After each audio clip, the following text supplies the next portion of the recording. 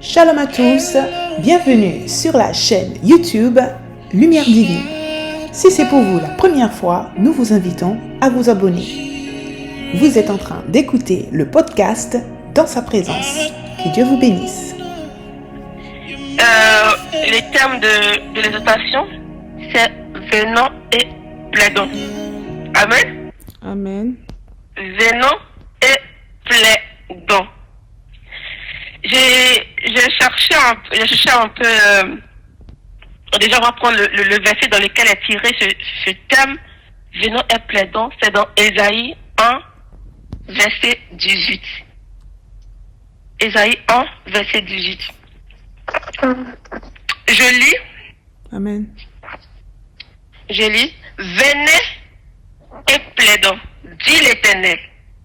Si vos péchés sont comme le cramoisi, ils deviendront blancs comme la neige. Amen. S'ils sont rouges comme la pourpre, ils deviendront comme la laine. Amen. Amen. Ésaïe 1, verset 18. Et donc, comme je le disais, le thème c'est venons et plaidons. Du coup, j'ai cherché un peu dans le dictionnaire, sur le net, pour voir plaider, qu'est-ce que ça veut dire. Donc, j'ai retiré de la définition la phrase suivante. Plaider, c'est défendre une cause devant les juges. Défendre une cause devant les juges.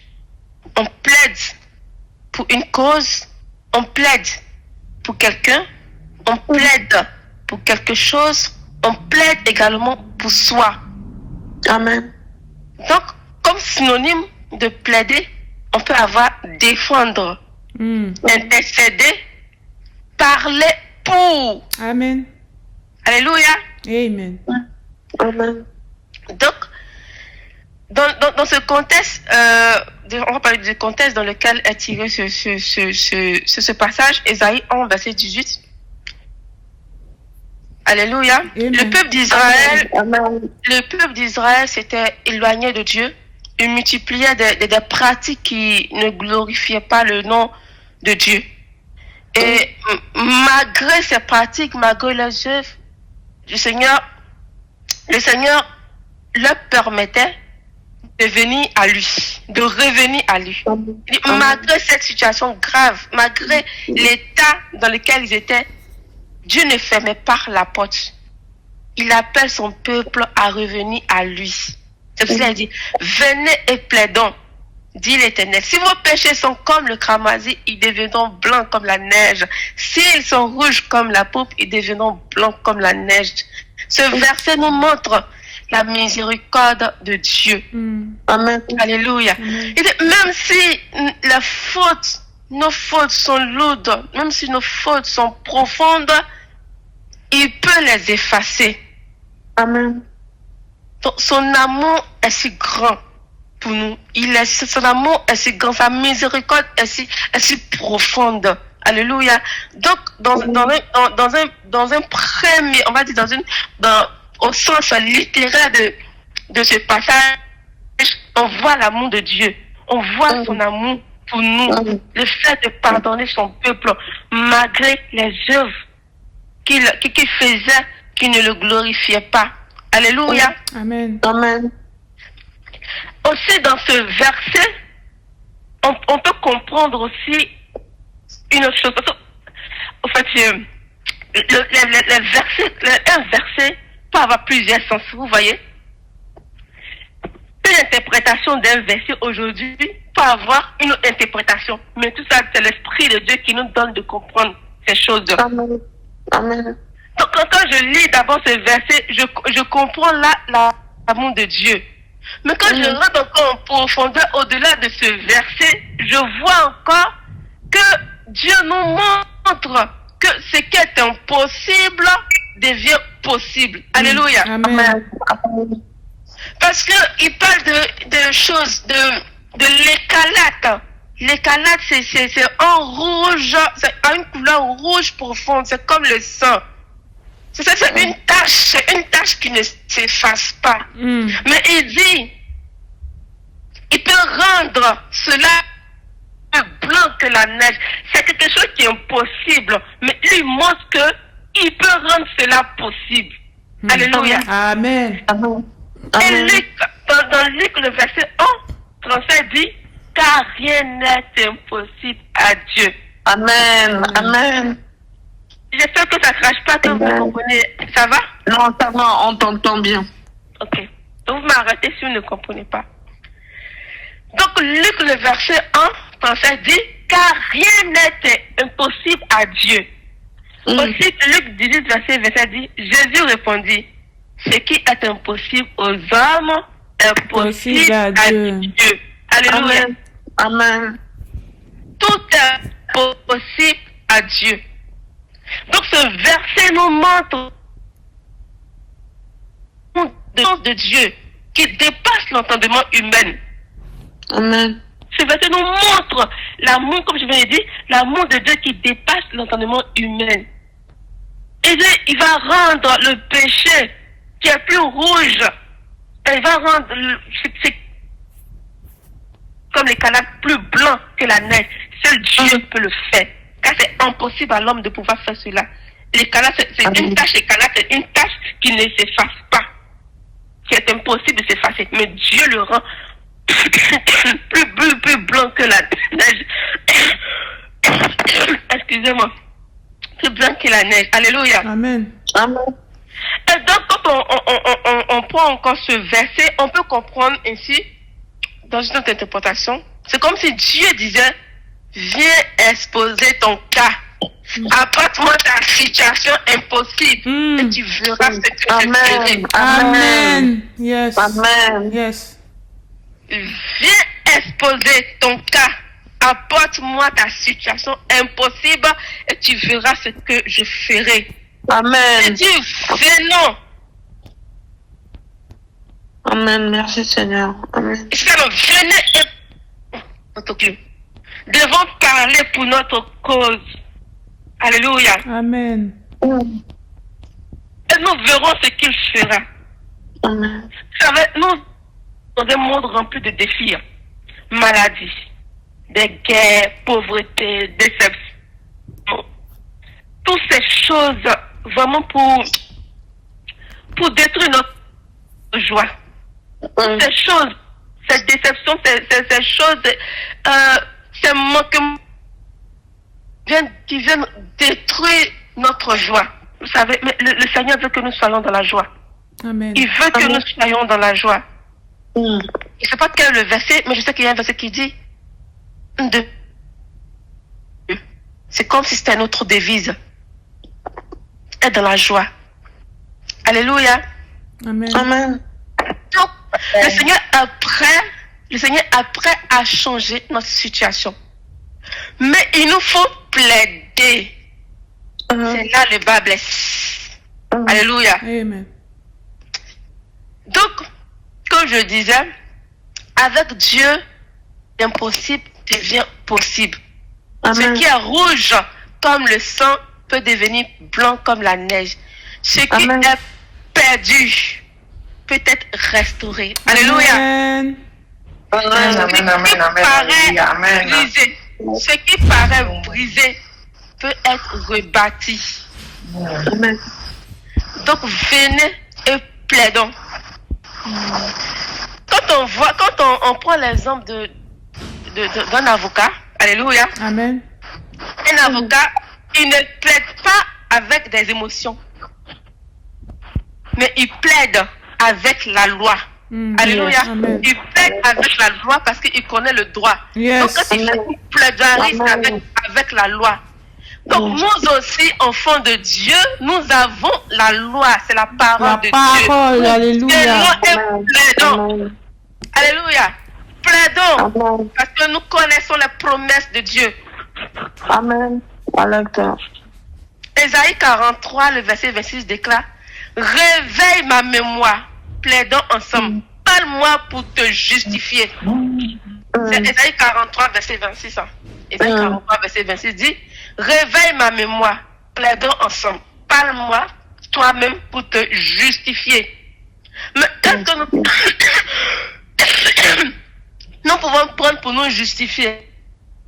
Nous pouvons seulement prendre sa parole pour mettre devant le Seigneur. Tu as dit, il réveille ma mémoire. Réveille ma mémoire. Seigneur, tu as dit. Mais si nous ne connaissons pas sa parole, est-ce que notre plaidoirie peut être efficace? Si nous ne connaissons pas ses promesses, est-ce que notre plaidoirie peut être efficace? Alléluia.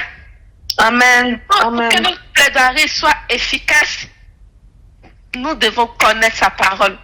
Amen. Nous devons connaître sa parole. C'est-à-dire, c'est la loi que nous allons présenter au juge. C'est la loi que nous allons présenter au juge. Une loi incontestable.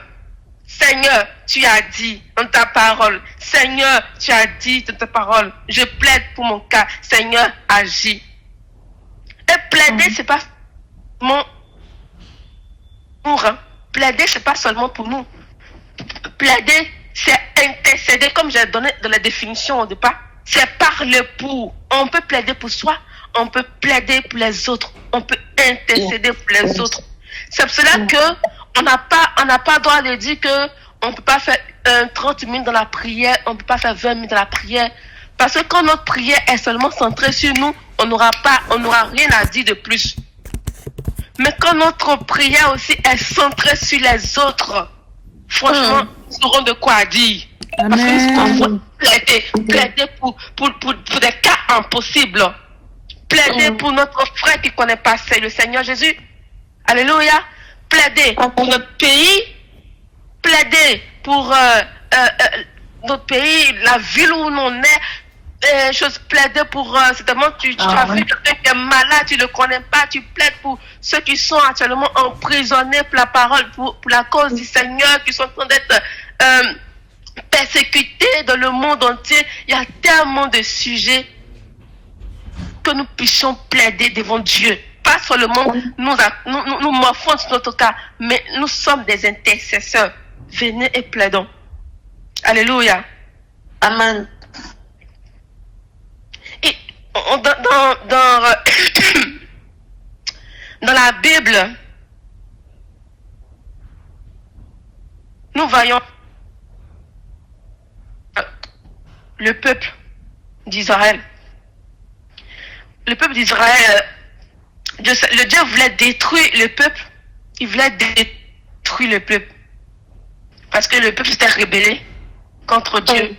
Il s'était rébellé. Il menaçait même Dieu. Il menaçait, ils étaient révoltés, tout ça. Donc Dieu avait décidé de les détruire. Mais il y avait quelqu'un qui pouvait intercéder. Il a dit, si tu détruis ce peuple, les nations diront que tu n'as pas pu les conduire jusqu'au pays promis. Il touche même Dieu en disant, l'Éternel est lent à la colère et riche en bonté. Il le touche, il touche son cœur. Il dit, pardonne donc l'iniquité de ton peuple. Il est en train de plaider pour son peuple. Amen. Mais quel est le résultat? Dieu a pardonné. Dieu a pardonné. Alléluia. Amen. Soyons des intercesseurs. Non seulement pour nous, pour nos enfants, on va dire, il y a tellement de sujets pour lesquels nous devons être des intercesseurs. Alléluia. Parce que Dieu même, il cherche des intercesseurs. Je ne sais pas si vous connaissez, il y a un verset, je ne sais pas, c'est là dans Ézéchiel, où je sais qu'on dit, Dieu cherche des intercesseurs. Il dit, je cherche un homme qui se tient à la brèche. La brèche. Ésaïe 22, verset 30, voilà. Je cherche un homme qui se tient à la brèche. Donc, il veut que nous soyons des intercesseurs. Et nous avons un exemple, on va dire, nous avons le suprême intercesseur, le suprême des suprêmes, qui est Jésus-Christ. On va dire c'est le plaidoyer suprême. Alléluia. C'est lui le meilleur plaidoyeur. Amen. Comme ça. Parce que quelqu'un, ils l'ont crucifié et il dit, Père, pardonne-leur car ils ne savent pas ce qu'ils font. Mm. Il est notre avocat, on dit il intercède pour nous. Bon.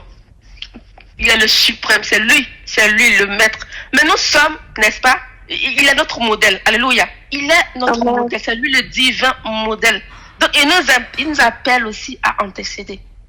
Intercéder pour nos enfants, sur la parole de Dieu, sur les promesses de Dieu. Seigneur, tu as dit, nos enfants prophétiseront. Seigneur, tu as dit cela. Nous devons être à la brèche. Mettre la promesse de Dieu, ses lois devant lui et prier en ce sens-là. Amen. Parce que c'est sa parole qu'il a dit. C'est pas nous qui l'avons inventé. C'est pas dans un journal que nous avons pris. Mais c'est lui-même sa parole. Pour rappeler sa mémoire, c'est que lui-même l'a dit. Pour qu'en priant, notre prière soit efficace. Pour qu'en plaidant, notre plaidoirie soit efficace. Parce que c'est sa loi que nous exposons devant lui. Alléluia. Amen. Amen. Amen. Et dans la Bible aussi, nous avons des personnes aussi qui ont plaidé pour leur cas. Il y avait l'exemple de la femme cananéenne, vraiment ça me touche particulièrement. La femme cananéenne, ouais. Elle demande à Jésus. Bon, je n'ai pas le texte devant moi. Et je vais prendre, c'est dans Matthieu. Hein. Matthieu, je cherche un instant. Ok, Matthieu 15, je lis. Matthieu 15. Jésus, étant parti de là, se retira dans le territoire de Tyr et de Sidon. Et voici une femme cananéenne qui venait de ces contrées, lui cria: aie pitié de moi, Seigneur, fils de David. Ma fille est cruellement tourmentée par le démon. Il ne lui répondit pas un mot. Et ses disciples s'approchaient et lui dirent avec insistance: renvoie-la, car elle crie derrière nous. Il répondit: je n'ai été envoyé qu'aux brebis perdues de la maison d'Israël. Mais elle vint se prosterner devant lui, disant: Seigneur, secours-moi. Il répondit: il n'est pas bien de prendre le pain des enfants et de le jeter aux pieds des chiens. Elle répondit: oui, Seigneur, dit-elle. Mais les petits chiens mangent les miettes qui tombent de la table de leur maître. Alors Jésus lui dit: femme, ta foi est grande, qu'il te soit fait comme tu veux. Alors même sa fille fut guérie. Amen. Ah, moi j'ai lu ce texte-là. Je dis: ah, mais Dieu, Seigneur, tu parles mal. Il dit: Seigneur, mais tu parles mal. Il dit: il n'est pas bien de prendre le pain des enfants et de le jeter aux pieds des chiens. C'est comme si il traitait cette femme de chair comme ça. Ah, mais comment il peut parler ainsi? Mais cette femme a pris lui-même sa parole. C'est ce qu'il a dit. Elle a repris sa parole d'une autre manière. Il a dit non. Il a reconnu que cette femme-là, elle avait la foi. Puisqu'elle a dit: oui, Seigneur. Elle reconnaît ce qu'il a dit. Ok, ce que tu as dit là, c'est vrai. Mais les chiens même là, ils mangent même les miettes qui tombent de la part de leur maître. Donc elle reconnaît que celui qui est devant elle là, c'est le maître des maîtres. Amen. Amen. Si on portion de lui pour faire de grandes choses, cette foi l'a sauvé. Est-ce que nous avons cette foi de reconnaître que celui en qui nous croyons est au-dessus de tout? Alléluia. Est-ce que nous avons cette foi de croire que celui que nous prions est au-dessus de tout? Donc nous devons, ça va parler, ça va intercéder avec les paroles que le Seigneur nous a données. Ce sont ces paroles de la Bible que nous allons lui soumettre. Cela va donner une force à notre prière. Alléluia. Amen. Amen. Et donc, en résumé, je ne vais pas aller long. Déjà, nous devons être des intercesseurs. Prier pour nous, prier pour les uns les autres, ça aussi manifester l'amour de Dieu pour nos prochains. Parce que prier pour peut-être quelqu'un qui t'a fait du mal, prier pour ton frère peut-être qui ne te parle pas, prier pour toutes sortes de situations, de démontrer aussi l'amour de notre prochain. Donc, le Seigneur nous invite ce soir à intercéder pour les uns pour les autres. Et cette intercession, si, quand on a des plaidoiries aussi, c'est notre vie aussi peut plaider en faveur. Notre manière de vivre peut plaider en notre faveur. Je prends l'exemple de Tabitha, qui était vraiment généreuse, qui a fait des choses, qui a fait des... Elle était charitable et tout. Quand elle est morte, ses œuvres parlaient à sa place. Les veuves ont reconnu tout ce qu'elle faisait. Elles ont dit à Pierre, voici ce qu'elle faisait, Ce sont ces œuvres qui ont parlé à sa place. Ces œuvres ont plaidé en sa faveur. Donc nous aussi, veillons sur notre vie pour que nos œuvres plaident aussi en notre faveur.